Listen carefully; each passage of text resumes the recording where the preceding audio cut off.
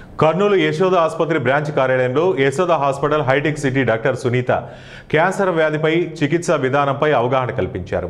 ఈ సందర్భంగా డాక్టర్ సునీత మీడియాతో మాట్లాడుతూ క్యాన్సర్కి అధునాతన చికిత్స అందుబాటులో ఉందని, ప్రస్తుతం క్యాన్సర్ వ్యాధి బారిన ఎక్కువ మంది పడుతున్నారని తెలిపారు. క్యాన్సర్ వ్యాధి పూర్తిగా నయమైన సైడ్ ఎఫెక్ట్స్ ఎక్కువగా వస్తుంటాయన్నారు. సురక్షితమైన రేడియేషన్ చికిత్స అందించడానికి ఎంఆర్ లైనక్ అనే అత్యాధునిక టెక్నాలజీని యశోద హాస్పిటల్లో అందుబాటులో ఉందని డాక్టర్ సునీత తెలిపారు. ఇందులో ఎంఆర్ఐ స్కాన్ మరియు లీనియర్ యాక్సిలేటర్ ఒకే యంత్రంలో పనిచేస్తాయని తెలిపారు. ఎంఆర్ లైనక్ చికిత్స సమయం చాలా తక్కువగా ఉంటుందన్నారు. ప్రపంచంలో చాలా అరుదుగా లభించే చికిత్స హైదరాబాద్ యశోద హాస్పిటల్లో లభించడం తెలుగు రాష్ట్ర ప్రజలకు ఎంతో ఉపయోగపడుతుందన్నారు. యూటరైన్ క్యాన్సర్ కానీ, అంటే గర్భాశయ క్యాన్సర్ అంటాం కదా, అది కానీ, వెజనల్ క్యాన్సర్స్ కానీ, ఆ తర్వాత మెన్లో వచ్చేసి ప్రాస్టేట్ క్యాన్సర్స్ కానీ, ప్యాంక్రియాస్ క్యాన్సర్స్ కానీ, ఈ హెడ్ అండ్ నెక్ క్యాన్సర్స్ కానీ, బ్రెయిన్ ట్యూమర్స్ కానీ. బ్రెయిన్ కూడాను ఏంటంటే నార్మల్ సిటీ స్కాన్ మెషిన్లో అసలు ట్యూమర్ అనేది అసలు కనిపించదు, చూడంగానే ఇది నార్మల్ స్కాన్ లాగా కనిపిస్తూ ఉంటుంది. కానీ ఎంఆర్ఐ తీయంగానే మనకు చాలా క్లియర్గా ఇదే ట్యూమర్ అనేసి చాలా క్లారిటీతో మనం చెప్పగలం. అప్పుడు దానికి మాత్రమే రేడియేషన్ వెళ్ళేటట్టుగా ప్లాన్ చేయగలం.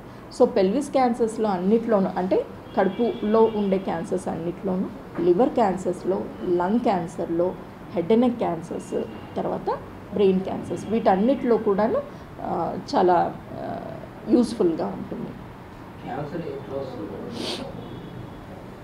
క్యాన్సర్ అనేది ఒక గడ్డ రావటానికి మెయిన్ కారణం ఏంటి అంటే బాడీలో ఉండే ఏవైనా టాక్సిన్స్ కానీ, లేకపోతే మనం తినే ఫుడ్లో వచ్చే టాక్సిన్స్ కానీ, పెస్టిసైడ్స్ కానీ, ఇలాంటివన్నీ కూడాను ఆ బాడీలోకి ఎంటర్ అయినప్పుడు నార్మల్ సెల్స్ని డివిజన్ జరుగుతూ ఉన్నప్పుడు దాన్ని వెళ్ళి డిస్టర్బ్ చేస్తాయి.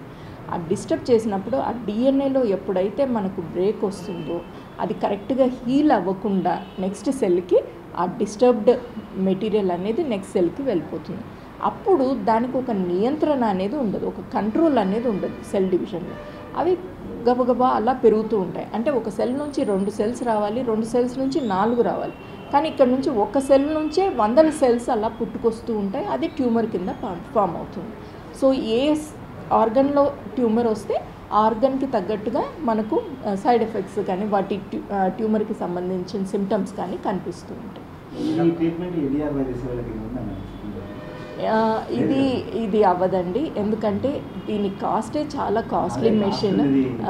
ఎందుకంటే